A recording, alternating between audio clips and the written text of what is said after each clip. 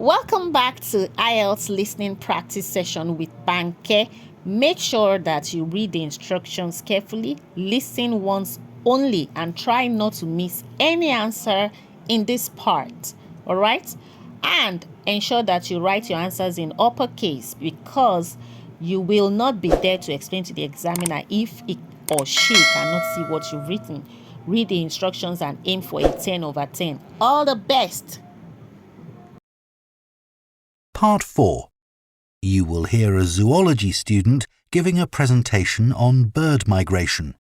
First, you have some time to look at questions 31 to 40.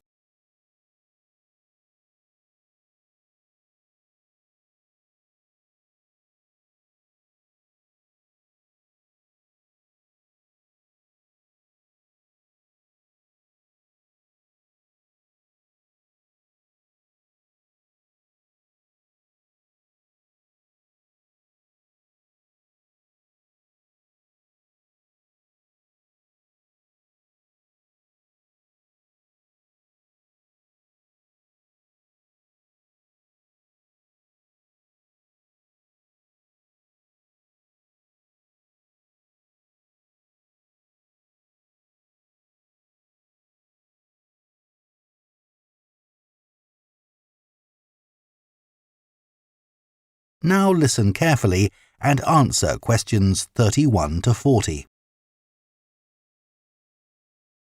Scientists believe that a majority of the Earth's bird population migrate in some fashion or other. Some travel seasonally for relatively short distances, such as birds that move from their winter habitats in lowlands to mountaintops for the summers. Others, like the Arctic tern, travel more than 25,000 miles seasonally between the northern and southern poles.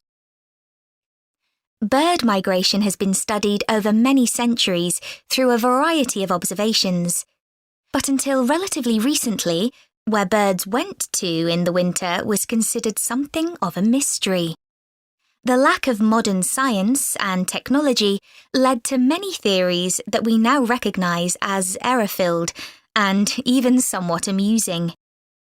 Take hibernation theory, for example.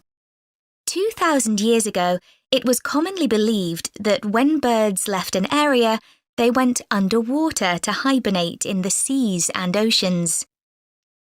Another theory for the regular appearance and disappearance of birds was that they spent winter hidden in mud till the weather changed and food became abundant again. The theory that some birds hibernate persisted until experiments were done on caged birds in the 1940s, which demonstrated that birds have no hibernation instinct. One of the earliest naturalists and philosophers from ancient Greece was Aristotle, who was the first writer to discuss the disappearance and reappearance of some bird species at certain times of year. He developed the theory of transmutation, the seasonal change of one species into another by observing redstarts and robins. He observed that in the autumn, small birds called redstarts began to lose their feathers, which convinced Aristotle that they changed into robins for the winter and back into redstarts in the summer. These assumptions are understandable, given that this pair of species are similar in shape, but are a classic example of an incorrect interpretation based on correct observations. The most bizarre theory was put forward by an English amateur scientist, Charles Morton, in the 17th century. He wrote a surprisingly well-regarded paper, claiming that birds migrate to the moon and back every year. He came to this conclusion as the only logical explanation for the total disappearance of some species.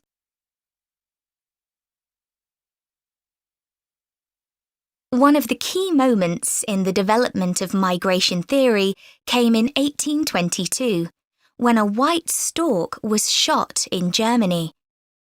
This particular stork made history because of the long spear in its neck, which incredibly had not killed it. Everyone immediately realised this spear was definitely not European. It turned out to be a spear from a tribe in Central Africa. This was a truly defining moment in the history of ornithology, because it was the first evidence that storks spend their winters in sub-Saharan Africa.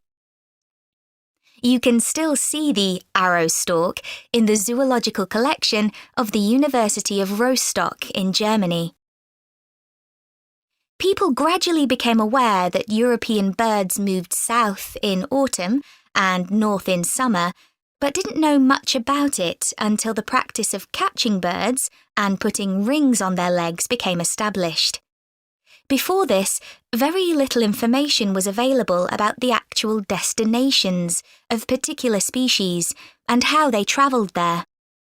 People speculated that larger birds provided a kind of taxi service for smaller birds by carrying them on their backs. This idea came about because it seemed impossible that small birds, weighing only a few grams, could fly over vast oceans. This idea was supported by observations of bird behaviour, such as the harassment of larger birds by smaller birds. The development of bird ringing by a Danish schoolteacher, Hans Christian Cornelius Mortensen, made many discoveries possible. This is still common practice today and relies upon what is known as recovery. This is when ringed birds are found dead in the place they have migrated to and identified. Huge amounts of data were gathered in the early part of the 20th century, and for the first time in history, people understood where birds actually went to in winter. In 1931, an atlas was published showing where the most common species of European birds migrated to. More recent theories about bird migration vary widely. That is the end of Part 4. You now have 1 minute to check your answers to Part 4.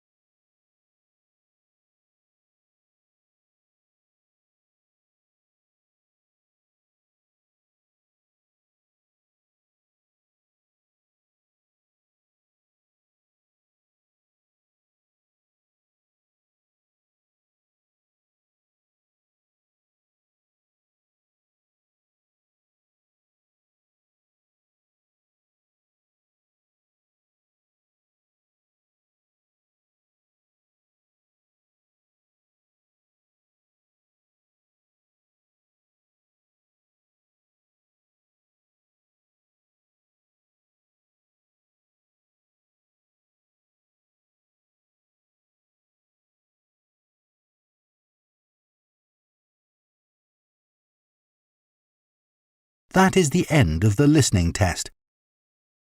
In the IELTS test, you would now have 10 minutes to transfer your answers to the answer sheet.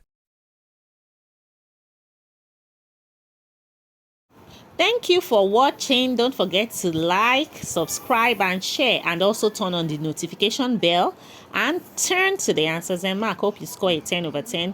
I'll see you in the next listening practice test video. Bye.